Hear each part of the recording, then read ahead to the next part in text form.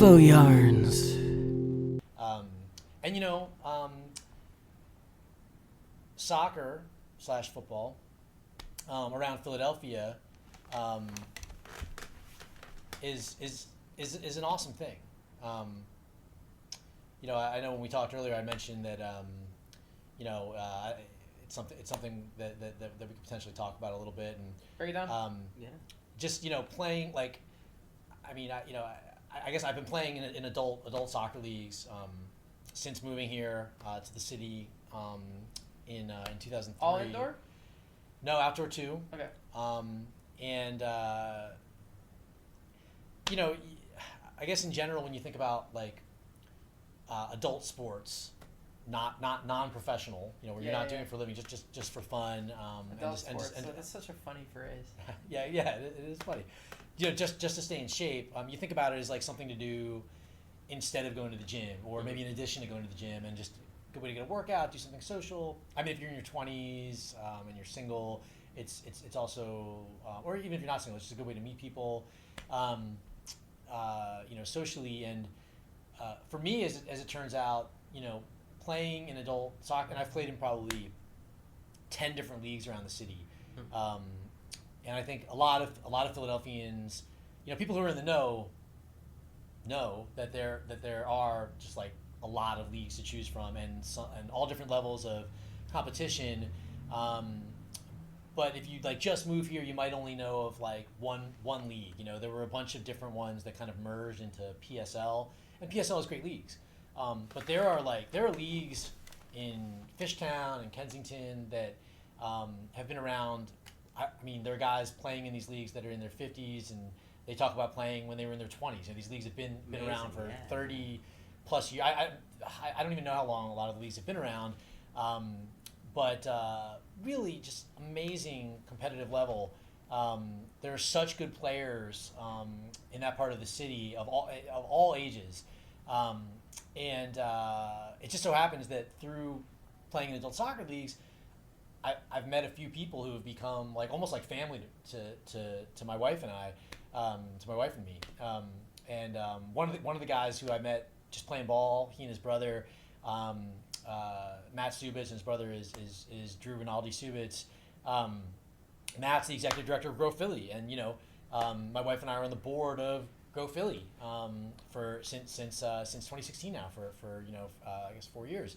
And we see Matt all the time. He's like he and his son Theo and his wife Sandy. They're like a part of our family, and his brother Drew is like a part of our family. So in any case, it's just it's just been something really special to me living in Philly, playing in leagues around the city, not only from a fitness and competition standpoint, but just getting to know different neighborhoods in the city, learning some of the history of some of these neighborhoods, and some of the history specifically of football / soccer in some of these neighborhoods, and then just meeting people who have become really significant in my family's life. Sure. You were also saying before that you wanted to talk about like coaches that you had early on in life and their influence on you. I was just very Jason Garrett's. the Jason Garrett's. I was just very lucky to have really excellent people as coaches when I was younger, specifically in high school. The coach, I went to Lower Merion High School, suburbs. Moved to Philly. Grew up in Ballackinwood, so moved to Philly after college, and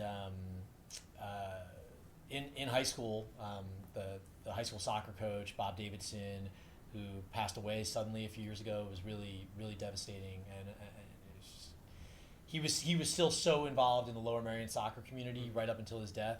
He ran the alumni game every year. He ran a blog where he would update everyone on the team, that season's teams, games, and that was how I kept up on Lower Merion soccer. He was very involved with the Special Olympics right up until his death. His funeral, they did more than one viewing. So I guess when I was there, there were easily 100 people lined up, but apparently there were a few hundred people from the Special Olympics who came That's so cool. to the viewing, which is really just a tribute to the kind of person he was and the life that he led. but he was very influential to me, and then Coach John Linehan, who's a legend in the world of men's lacrosse, in really across the nation, and is maybe known globally somewhat too. And thank goodness he's still alive and well. He was recently inducted into the National High School Lacrosse Coaches Hall of Fame. I couldn't make it to the induction, unfortunately, in upstate New York, but a few friends of mine went. He was also very influential on my life growing up, and not everybody plays organized sports. It's not something that everybody has to do. For me, it was significant. What makes a good coach? Is it the same thing that makes both of them good? They had some characteristics in common, but actually also but very different styles. And part of that speaks to, I think, the way that soccer / football and lacrosse, men's lacrosse specifically, are different as sports. Sure. But Coach Linehan was more like the Bobby Knight style. One of the big events it sounds trite, but one of the big events for me growing up was one of the times that he just really kind of went crazy on me. We were winning a game 13-3, and I guess I ran off the field a little too slowly or something, and he just lost it on me on the sidelines. Just went absolutely crazy, and overcoming that for me was a big deal. I was really upset, that night, and even the next morning I was still upset, but still had to go to practice the next day. And I think it's important. This is my opinion, but I think it's important for children growing up to experience, difficulty. Totally. I gotta have the struggle. Yeah, I don't want my children to be coddled. I want good things for them, but I want them to experience struggle and overcome difficulties. Well, it sounds like in that case, it's a form of caring. It's not just struggle for the sake of struggle. It's Tough more love. like this person, cares enough about you to, freak out on you, to critique you, you know right. what I mean, as opposed to just mere indifference or just ignore, whatever you fucked up, just, don't want to look at you. I kind of imagine it as just constructive adversity. Adversity that, because adversity in itself can be really, really visceral. It can maim you, it could kill you, it could irrevocably scar you. Mm-hmm. It can. Whereas this is sort of like saying, I believe you can be better. Yeah. You make this organized, constructive environment where okay, we're going to put some game theory in here for the set of the rules, sort of indicative of a larger life of rules, but obviously way more simple. Okay, now do your thing, and it's going to be really hard. I think that getting your ass kicked in that environment is just the best thing ever. I've had some great coaches in my life as well, and a lot of different mentors in a lot of different areas, but just about the sports aspect, one of the coaches that I had that I really appreciated, his name was Nandor Verez. And he was from Turkey, and he used to coach for the national team. And he was a hard ass. He was my tennis coach, and he was really he was no bullshit. But he was also ride or die for his students. He had students stay with him and his family, and when you stayed with Coach Nandor, you did whatever his family would normally do, and there were no special conditions that were set upon you. You're gonna live, you're just like one of my sons now. And interestingly, his son, also named Nandor Jr., one of the most physically, I don't know if gifted is the right word, definitely determined people I've ever met in my entire life. This guy, the Iron Cross in gymnastics?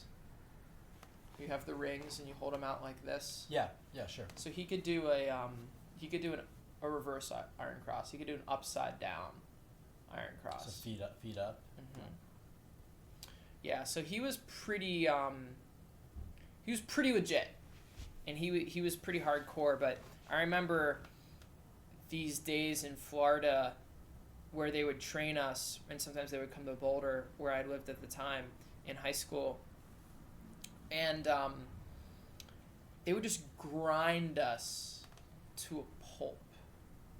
And well, you know, they would do these, just the way that the like when we would do conditioning, and then just the way there was two main things that created this break down and build you back up paradigm. One was the conditioning, which was just more nuanced and more intensive than anything that any of our sheltered lives had ever experienced. And then the other thing was, and so we would do conditioning for at least like an hour every practice. But then the other thing that was really profound was that the amount of focus that you needed to have. It was like you were saying about the coach saying, oh, it's 13-4, but you jogged off the field too slowly. If you let your focus slip for one moment and it's your turn to hit the ball in the line and you're not focused, now you don't have to hit the shot exactly how they want it, but if they notice that you're not doing all the things around the form and the effort that they've instructed you to do, oh yeah, you're just going running laps, like immediately. Yeah. Immediately. There was no mercy for lack of effort. There was no compromise on having the best relationship with yourself. It's interesting you use the term no mercy, because I don't know if you guys watched Cobra Kai at all. No, what's that? Well, I guess we don't have to get into it, but you know, it was a series on YouTube. It was kind of a follow up from the Karate Kid from back in the day. And did you watch the original Karate Kid? I never have, actually. Okay, well, never mind. But basically, like No Mercy in the original Karate Kid, it's definitely a negative thing. Because it's like no mercy on your opponent, right? But then like Johnny. Why is that negative? Well, because it's basically like your opponent is like down and like ready to like die, or you know, and like you're supposed to just. Oh, but isn't that just unnecessary? I mean, that's not really mercy. Well, it's okay. So if you watch the Karate Kid, okay. I don't know the plot line. You'll probably end up agreeing that like the Cobra Kai philosophy back then, the whole no mercy thing, like it's just not that cool. Yeah. But then they're not doing that. That's not how they treated us. Right. So they're then Johnny, in Cobra Kai, which came out like a year or two ago, Johnny, who's like the like chief bad guy from the first Karate Kid, he brings back Cobra Kai, but he tries to make no mercy into like a more positive thing, more like in the way that you mentioned it, like no mercy on yourself, like you know, you like life will like chew you up and spit you out if you aren't, you know, hard enough on yourself, and you know, stuff like that. Yeah. So anyway, I didn't mean to interrupt you. Oh, that was it. Yeah. So the other coach, the one who, you know, passed away a few years ago, Bob Davidson, he was just, I mean, and Coach Linehan was like this too, but just so disciplined. I mean, just methodical with everything that we did in terms of you know, the drills that we did, the skills that we were working on, the scouting of opponents. I mean, you know, at least, you know, I think probably across the country, high school sports. I mean, I don't know if every sport scouts, but you know, or every team has the budget or the personnel to scout. But you know, we always had scouting reports on who we were playing, and you know, just learning how to prepare, and how to prepare both yourself and how to prepare a team, and how to play with a team. And I think there's like a fine line right between, you know, individualism and individual effort, and then being part of a team and being selfish and being selfless. Yeah, you know? yeah. Well, on that note, you were talking about the early influence of Ayn Rand. Yeah.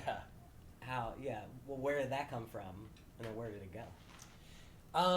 You know, a friend of mine, when I was like 20 or 21. Arvoyarns.